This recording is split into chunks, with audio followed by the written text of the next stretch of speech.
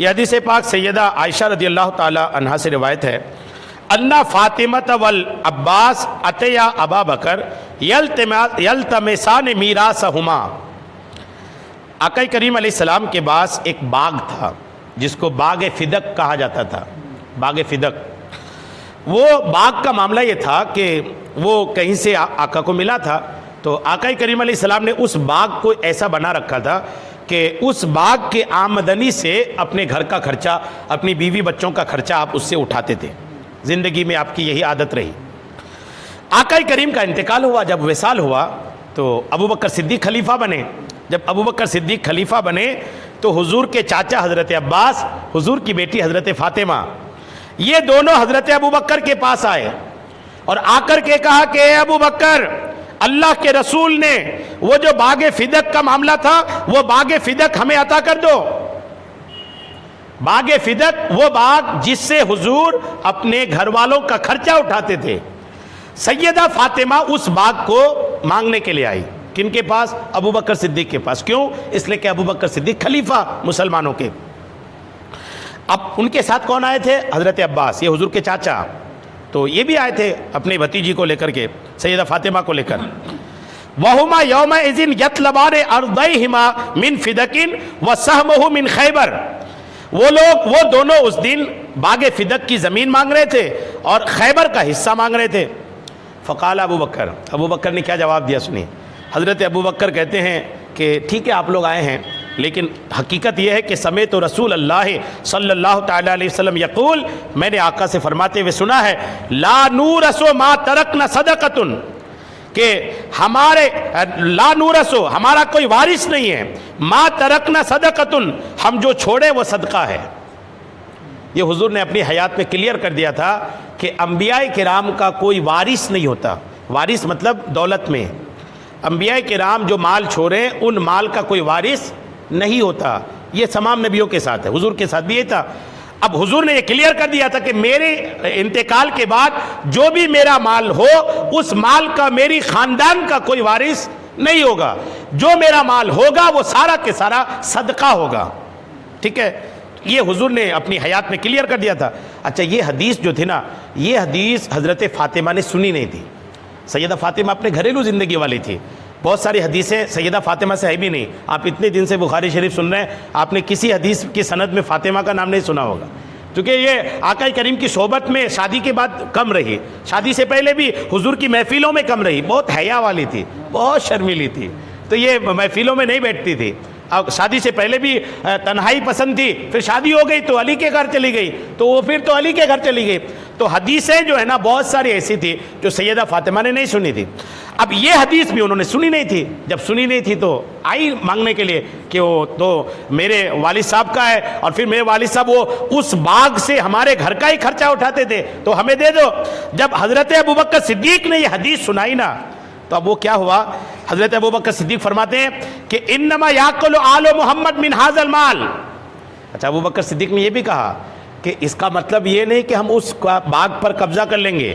حضرت فاطمہ کو دلاسا دلایا کہ اس باغ کو ہم آپ کو مالک تو نہیں بنائیں گے، چونکہ حضور کی وراثت میں کسی کا کوئی مالک نہیں ہوتا، لیکن آپ بے فکر رہیے، جیسے حضور اس باغ سے اپنے گھر والوں کا خرچہ چلاتے تھے، ہم بھی اس باغ سے آپ کے خاندان کا خرچہ چلائیں گے، لیکن ہم ذریعے سے چلائیں گے، مالک نہیں بنائیں گے، چونکہ حضور نے منع فرما دیا ہے۔ فرماتے کہ آپ کے گھر والوں کا، آل محمد یعنی حضور کی اولاد کا خرچہ اسی سے چلے گا۔ قال ابو بکر، حضرت ابو بکر نے کلیئر کر دیا، واللہ، اللہ کی قسم، لا ادعو امرا رأیت رسول اللہ یصنعہ، اللہ کی قسم ہر وہ کام جس کو میں نے رسول اللہ کو کرتے دیکھا ہے اس کو کبھی نہیں چھوڑوں گا۔ قسم کھایا سیدہ فاطمہ کے پاس، کہا بے فکر رہیں، قسم کھا کے بولا کہ میں نے جو رسول اللہ کو کرتے دیکھا ہے وہ کروں گا، اور ولا سنتہ، اور جس کو آقا نے نہیں کیا ہے اس کو کبھی نہیں کروں گا۔ کلیئر کر دیا سیدہ فاطمہ کو۔ لیکن سیدہ فاطمہ اس دن کچھ الگ مزاج میں تھی۔ سیدہ فاطمہ اس کی وجہ سے کیا ہوئی؟ قال فحجرتہ فاطمہ، فاطمہ وہاں سے چلی گئی، فلم تکلمہ حتی ماتت، پھر حضرت ابوبکر صدیق سے انتقال تک گفتگو نہیں کی، بات نہیں کی، پھر انتقال تک بات نہیں کی۔ اچھا، اس بات نہیں کرنے کا مطلب یہ نہیں تھا کہ ناراضگی تھی بہت زیادہ، اس وقت ہلکی پھلکی آئی ہوگی ناراضگی، لیکن اس کے بعد ہوا کیا؟ آقا کریم علیہ السلام کے وصال کے 6 مہینے کے بعد تو ان کا انتقال ہو گیا تھا. سیدہ فاطمہ بہت دنوں تک زندہ نہیں رہی. آقا کے انتقال کے بعد ابو بکر صدیق خلیفہ بنے، اور آقا کے انتقال کے 6 مہینے بعد سیدہ فاطمہ انتقال کر گئی. آپ بھی محلے میں کئی بار ہوتے ہوں گے، یا خاندان کی کئی عورتیں ہوتی ہوں گی کہ 6 مہینہ آپ ان سے بات نہیں کر رہے. ایک باحیا مرد کیوں عورتوں میں گھسے گا؟ اور پھر ابو بکر صدیق خلیفہ بنے تھے، ان کے پاس خود ٹائم نہیں تھا یہاں وہاں جانے کا. اتنے بڑی سلطنت کی خلافت آپ کے ہاتھ میں تھی، اور جنگ و جہاد تھا. حضور کے انتقال کے بعد کئی سارے فتنے بھی اٹھے تھے، ان فتنوں کو دبانا، یعنی ایسا کوئی موقع ہی نہیں ملا کہ سیدہ فاطمہ سے آمنا سامنا ہو اور بات چیت ہو. زندگی بھر پھر بات نہیں ہوئی. اس کی وجہ سے اچھا یہ میٹر ہوا، ٹھیک ہے. باغ فدق وہ مانگنے آئی، ابو بکر صدیق نے منع کیا، سیدہ فاطمہ چلی گئی، زندگی بھر بات نہیں کی. یہ تو کلیئر ہے، یہ ہوا تھا چونکہ یہ حدیث کہہ رہی. اس کی وجہ سے شیعہ لوگ سیدنا ابو بکر صدیق کو بہت برا بلا کہتے ہیں کہ انہوں نے سیدہ فاطمہ کا خیال نہیں رکھا. سیدہ فاطمہ مانگنے آئی تھی، ان کو دے دینا تھا. تو ابو بکر صدیق نے کیا کہا؟ خدا کی قسم میں وہ کبھی نہیں چھوڑوں گا جو آقا نے کیا، اور کبھی وہ کروں گا نہیں جس کو آقا نہیں کیا. کلیئر کر دیا تھا نا. اور آقا نے یہ اپنی حیات میں کلیئر کر دیا تھا کہ میری مال کا کوئی وارث نہیں ہے. اور صرف اپنے لیے نہیں، تمام نبیوں کے بارے میں آقا نے فرمایا تھا کہ نبیوں کا کوئی وارث نہیں ہوتا. اور آقا نے اپنا وارث کس کو فرمایا ہے؟ العلماء ورثۃ الانبیاء. حدیث ہے کہ علماء نبیوں کے وارث ہیں. آقا نے اپنی وراثت علم کو بنایا کہ میری وراثت جو تقسیم ہوگی وہ علم ہے، دولت میری وراثت نہیں ہے. آقا نے کلیئر کر دیا تھا. تو یہ چونکہ ایک سینسیٹیو میٹر ہے، یہ شیعہ لوگ اس کو بہت اچھالتے ہیں، اور اس کو اچھال کر کے نا حضرت ابو بکر صدیق کو بہت برا بلا کہتے ہیں. ان کی ناس ہو، آخرت تباہ ان کا اسی وجہ سے کہ صدیق اکبر کو برا بلا کہتے ہیں. جس ابو بکر صدیق کو آقا اپنی حیات میں بھی دوست بنا کے رکھیں، ہجرت کی سفر میں غار میں بھی اپنا دوست بنا کے رکھیں، زندگی بھر اپنا دوست بنا کر کے رکھیں، موت کے بعد مزار میں بھی اپنے ساتھ رکھیں. جی آقا تو مزار میں آقا کے ابو بکر صدیق ساتھ میں نہ ہیں، تو جن کو صدیق اکبر کو آقا نے مزار میں قیامت تک کے لیے اپنے قریب رکھا، آپ ان کو برا بلا کہیں گے تو آخرت تھوڑی بچے گی، تباہ برباد ہو جائے گی. اس میٹر کو میں کلیئر کر دیتا ہوں، سنیے. فدق ایک خیبر کا علاقہ ہے، اس میں کھجور کے باغات اور چشمے ہیں. یہ علاقہ کفار نے بغیر لڑائی کے مسلمان کے حوالے کر دیا تھا. اس کی آمدنی دو عالم کے مالک و مختار مکی مدنی سرکار اپنے گھر والوں، اپنی بیوی بچوں پر خرچ کرتے تھے، اور تمام بنی ہاشم کو بھی، حضور کے خاندان بنی ہاشم کو بھی اس کی آمدنی سے کچھ نہ کچھ آقا بانٹتے تھے. مہمان اور بادشاہوں کے سفیروں کی مہمان نوازی بھی اسی آمدنی سے ہوتی تھی. اس سے غریبوں اور یتیموں کی مدد بھی آقا کرتے تھے. جہاد کے سامان، تلوار، اونٹ اور گھوڑے وغیرہ اسی آمدنی سے خریدے جاتے تھے. اور اصحاب صفہ میں جو غریب لوگ تھے ان کی حاجتیں بھی اسی سے پوری فرماتے تھے. یعنی بہت سارا اس کا بجٹ تھا. جب اللہ کے محبوب علیہ السلام کا وصال ظاہری ہوا اور ابو بکر صدیق رضی اللہ تعالیٰ عنہ منصب خلافت پر تشریف فرما ہوئے، تو آپ نے بھی باغ فدق سے حاصل ہونے والی آمدنی کو انہی تمام بجٹ میں خرچ کیا جس میں آقا خرچ کرتے تھے. ٹھیک ہے، جن میں اللہ کے محبوب خرچ فرمایا کرتے تھے. باغ فدق کی آمدنی چاروں خلیفہ کے زمانے تک اسی طرح خرچ ہوتی رہی. صرف ابو بکر صدیق نہیں، چاروں خلیفہ ویسے ہی خرچ کرتے رہے. سرکار مدینہ کی مقدس زندگی اس قدر پاکیزہ اور سادہ تھی کہ کچھ اپنے پاس رکھتے ہی نہ تھے، بلکہ آپ کی بارگاہ میں جو بھی ہدیہ وغیرہ پیش کیا جاتا فوراً اسے اپنے اصحاب پر تقسیم فرما دیتے. اور کاشانہ اقدس میں کئی دنوں تک چولہا نہ جلتا تھا.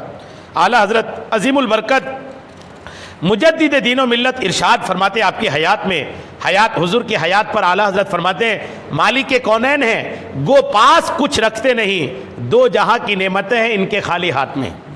ایک یہ، اور دوسرا ایک شاعر کہتے ہیں کہ کبھی جو کی موٹی روٹی تو کبھی کھجور پانی، تیرا ایسا سادہ کھانا مدنی مدینے والے.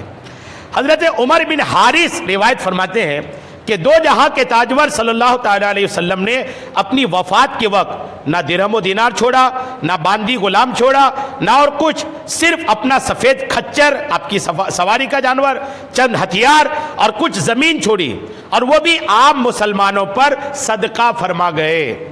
جو زمین بھی تھی اس کو صدقہ فرما گئے. بہرحال آقا کے ترکے میں 3 چیزیں تھیں.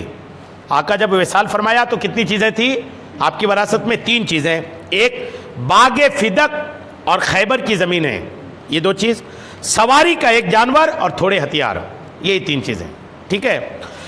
سیدہ عائشہ صدیقہ سے روایت ہے، جو حدیث آپ نے سنے اس کو پھر ایک بار سن لیں، کہ نبی کریم علیہ السلام کی لاڈلی بیٹی سیدہ فاطمہ الزہرا نے رسول کریم علیہ السلام کے وصال ظاہری کے بعد ابو بکر صدیق سے عرض کیا کہ اللہ نے رسول اللہ کو مال فے یعنی باغ فدق عطا فرمایا تھا، اس کو بطور میراث ہمارے خاندان والوں میں تقسیم فرمائے۔ تو امیر المومنین ابو بکر صدیق نے نہایت عاجزی اور احترام کے ساتھ سیدہ فاطمہ سے ارشاد فرمایا کہ سیدہ، آپ کے بابا جان رسول کریم علیہ السلام نے ارشاد فرمایا ہے کہ لا نورث ما ترکنا فہو صدقۃ، یعنی ہم انبیاء کا کوئی وارث نہیں ہوتا، ہم نے جو کچھ مال وغیرہ چھوڑا وہ مسلمانوں پر صدقہ ہے۔ صدیق اکبر نے یہ کلیئر کیا۔ امیر المومنین سیدنا ابو بکر صدیق رضی اللہ تعالیٰ عنہ اگرچہ رسول اللہ کے سفر اور حضر کے ساتھی تھے، لیکن خاتون جنت سیدہ فاطمہ رضی اللہ تعالیٰ عنہ حضور کی لخت جگر تھی، یقیناً وہ بھی رسول اللہ کے اس فرمان پر مطلع تھیں، لیکن اس کے باوجود انہوں نے میراث کا مطالبہ کیوں کیا؟ علامہ شہاب الدین احمد بن علی بن حجر عسقلانی رحمۃ اللہ علیہ اس بات کا جواب دیتے ہوئے ارشاد فرماتے ہیں کہ سیدہ فاطمہ اس حدیث پر مطلع نہیں تھی، لیکن آپ اس حدیث کو عام نہیں سمجھتی تھی کہ رسول کریم علیہ السلام کے ترکے میں سے کسی چیز کا بھی کوئی وارث نہیں ہوگا۔ ان کے نزدیک اس حدیث پاک کا مفہوم یہ تھا کہ رسول کریم علیہ السلام کے ترکے میں سے بعض چیزوں کا کوئی وارث نہیں ہوگا اور باقی چیزوں میں وراثت جاری ہوگی، اور باغ فدق میں اس مال میں سے تھا جس میں وراثت جاری ہوگی، اسی وجہ سے انہوں نے وراثت طلب کیا۔ جبکہ امیر المومنین حضرت ابو بکر صدیق، حضرت عمر فاروق اعظم اور دیگر صحابہ کرام اس حدیث کو ایسا عام سمجھتے تھے، اور ان کے نزدیک اللہ کے محبوب کے کسی مال میں وراثت جاری نہیں ہوگی۔ اس حدیث پاک نے انہوں نے یہ لکھا کہ یہ حدیث پاک حضرت فاطمہ کو اگر معلوم بھی تھی تو یہ تھا کہ حضرت فاطمہ سمجھتے تھے کہ یہ سارے مال کے لیے نہیں ہے، کچھ مال تو ابو کا ہوگا جو تقسیم ہوگا۔ خاتون جنت سیدہ فاطمہ رضی اللہ تعالی عنہا کے امیر المومنین حضرت ابو بکر صدیق رضی اللہ تعالی عنہ سے باغ فدق کے مطالبے کی یہ برکت ظاہر ہوئی کہ یار غار عاشق اکبر حضرت سیدنا صدیق اکبر رضی اللہ تعالی عنہ کی زبان حق سے تا قیامت آنے والے مسلمانوں تک ایک اہم مسئلہ پہنچ گیا کہ انبیاء کرام کے مال میں وراثت جاری نہیں ہوتی۔ اب سوال یہ کہ وراثت جاری کیوں نہیں ہوتی؟ تو علامہ بدر الدین عینی فرماتے ہیں کہ انبیاء کرام علیہ السلام کی میراث نہ ہونے کا سبب یہ ہے کہ کوئی شخص ان کے متعلق معاذ اللہ یہ بدگمانی نہ کرے کہ انہوں نے اپنے رشتہ داروں کے لیے مال جمع کیا ہے۔ آج کل جو بھی نیتا بنتا ہے تو اپنی پشتوں تک کے لیے جمع کر لیتا ہے، اس لیے نیتا گیری بدنام ہے۔ اگر نیتا بھی ایسی فقیر ہوتے، واقعی میں بولنے کے فقیر نہیں حقیقی فقیر ہوتے نا، تو نیتا گیری بھی اچھی ہوتی۔ آقا کریم علیہ السلام بھی ایک رہنما ہے، آقا کے مال میں پہلے ہی کلیئر ہو گیا کہ ہمارا مال مسلمانوں کو صدقہ ہے، ہمارا کچھ ہے ہی نہیں، تو دنیا نے رہنما مان لیا آپ کو۔ ایک تو یہ، اور ایک قول یہ بھی ہے کہ انبیاء کرام اپنی تمام تر امت میں بمنزلہ باپ ہوتے ہیں، انبیاء اپنی امت کا روحانی باپ ہوتے ہیں، اور ان کی تمام امت ان کے لیے اولاد کی طرح ہے، اس لیے ان کا سارا مال ان کی تمام اولاد کے لیے صدقہ کر دیا جاتا ہے۔ سبحان اللہ، یہ بھی ایک ایمان افروز بات ہے۔ اس لیے دو عالم کے مالک و مختار نے ارشاد فرمایا کہ ہم نے جو کچھ مال وغیرہ چھوڑا وہ مسلمانوں پر صدقہ ہے۔ حضرت سیدنا ابو درداء سے روایت ہے کہ آقا کریم نے ارشاد فرمایا انبیاء کرام درہم و دینار کا وارث نہیں ہوتے، یار وارث نہیں بناتے، بلکہ وہ تو علم کا وارث بناتے ہیں، لہٰذا جس نے علم حاصل کیا اس نے پورا حصہ پایا۔ اچھا، یہاں بعض لوگ سمجھتے ہیں کہ حضرت ابو بکر صدیق کو سیدہ فاطمہ سے محبت نہیں تھی۔ ایک حدیث بس سن لیجئے،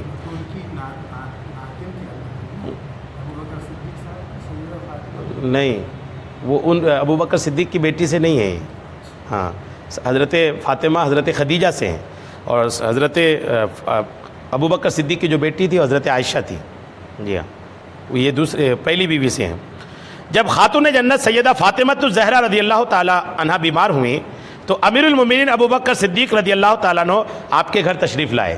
محبت تھی کہ نہیں؟ دیکھیے، جب خبر لگی حضرت ابو بکر صدیق کو کہ فاطمہ بیمار ہیں تو صدیق اکبر دیکھنے کے لیے گئے اور ان سے ملنے کی اجازت طلب کی۔ امیر المومنین ہیں، سیدہ فاطمہ کے گھر گئے تو دروازے پر اجازت مانگ رہے ہیں، اجازت ہو تو اندر آ جاؤں۔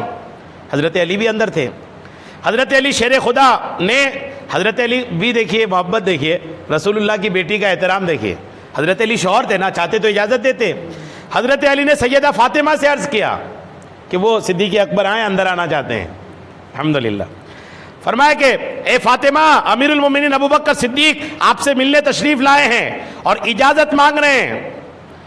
حضرت فاطمہ نے فرمایا کیا آپ اس بات کو پسند کرتے ہیں کہ میں انہیں اندر آنے کی اجازت دوں؟ دونوں طرف سے عزت محبت دیکھیں، شوہر کو بھی چاہیے کہ بیوی کو عزت دے اور بیوی کو بھی چاہیے کہ شوہر کو عزت دے۔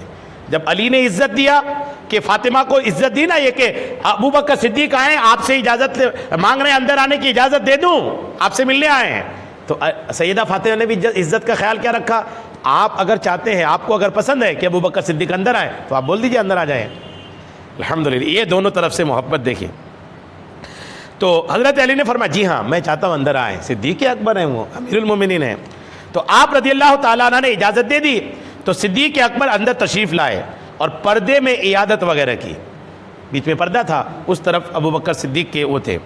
پھر آپ رضی اللہ تعالیٰ عنہ کی رضا حاصل کرنے کے لیے ارشاد فرمایا بخدا میرے ترکے سے میرا مکان۔ ابو بکر صدیق اب کیا فرماتے دیکھیے، چونکہ ابو بکر صدیق کو پتا تھا کہ اس دن جو آئی تھی باغ مانگنے کے لیے تو ان کے تھوڑی ناراضگی تو تھی، تو آج خوش کر رہے تھے یہ صدیق اکبر، فرما رہے تھے کہ خدا کی قسم میرے ترکے سے میرا مکان، میرا مال، میرے اہل اور میرے رشتہ دار اور جو کچھ بھی ہے سب اللہ کی رضا کے لیے، یعنی اپنا بھی کلیئر کر دیا کہ آپ یہ نہ سمجھے کہ میرا جو مال ہے وہ میری اولاد میں تقسیم ہوگا، نہیں، میں نے بھی وصیت کر دیا ہے کہ میرا مال بھی اللہ کے راستے میں جائے گا، خوش کرنے کے لیے کہ جیسے آپ کے والد کا مال اللہ کے راستے میں تھا آپ کو نہیں ملا، ویسے میں نے بھی اپنا مال فی سبیل اللہ خرچ کر دیا ہے، خوش کرنے کے لیے۔ اچھا، اور جو کچھ سب اللہ کی رضا کے لیے، اللہ کے رسول کی رضا کے لیے ہے، اور اہل بیت آپ کی رضا کے لیے ہے، سیدہ فاطمہ سے کہ آپ کی رضا کے لیے بھی ہے۔ پھر سید فاطمہ کی رضا طلب کرتے رہے حتیٰ کہ سیدہ فاطمہ راضی ہو گئیں۔ اچھا، اس حدیث سے تو یہ بھی سمجھ میں آیا کہ وہ بخاری شریف میں جو حدیث آئی اس میں کہا گیا کہ موت تک بات نہیں ہوئی، لیکن یہ حدیث پاک جو ہے نا، یہ سنن کبریٰ کی، اس سے تو سمجھ میں آ رہا کہ آخری عمر میں بات ہوئی تھی، عیادت کے لیے تشریف لے گئے تھے، اور اس میں یہ بھی ہوا کہ سید ابو بکر صدیق رضی اللہ تعالیٰ عنہ نے ان کو خوش کی، اتنا خوش کی کہ آخر میں حضرت فاطمہ راضی ہو ہی گئی تھی۔ یہ کلیئر ہوا اس حدیث پاک میں بھی۔ اصل میں ہوتا کیا ہے، کچھ حدیثیں ایسی ہوتی ہے کہ وہ اور حدیثیں نظر میں نہیں ہونے کی وجہ سے کہہ دیا جاتا ہے کہ آخر عمر تک بات نہیں ہوئی، لیکن پھر دوسری حدیثیں بتاتی ہیں کہ صدیق اکبر عیادت کے لیے گئے تھے، بات بھی ہوئی تھی، اور ابو بکر صدیق نے سیدہ کو راضی بھی کر لیا تھا۔ الحمدللہ۔ بہرحال اللہ کریم کرم فرمائے، یہاں تک کہ صدیق اکبر نے حضرت فاطمہ کے جنازے کی نماز بھی پڑھایا تھا۔ جی ہاں، نماز جنازہ صدیق اکبر نے پڑھائی تھی۔ حضرت علی رہتے ہوئے حضرت علی اگر صدیق اکبر سے جنازہ پڑھوائیں تو پھر الحمدللہ، اگر علی کو معلوم ہوتا ہے کہ میری بیوی صدیق اکبر سے ناراض ہے، میں پتا ہوں میری بیوی کسی سے ناراض ہو، وہ عالم ہو، تو میں ان کو اجازت دوں گا کیا کہ وہ جنازے کی نماز میری بیوی کی پڑھائے؟ مجھے پتا ہے کہ میری بیوی ان سے ناراض تھی، تو میں کیوں ان کو جنازے کی نماز پڑھانے دوں؟ حضرت علی الحمدللہ اگر ان کو پتا رہتا کہ فاطمہ صدیق اکبر سے ناراض ہے تو صدیق اکبر کو جنازہ کبھی پڑھانے نہیں دیتے۔ خوش تھی تب تو حضرت علی نے خود نہیں پڑھا کر صدیق اکبر کو کہا کہ فاطمہ کے جنازے کی نماز پڑھائیں۔ الحمدللہ۔ اللہ کریم ہم سب کو عمل کی توفیق عطا فرمائے، آمین، بجاہ النبی الامین صلی اللہ تعالی علیہ وسلم۔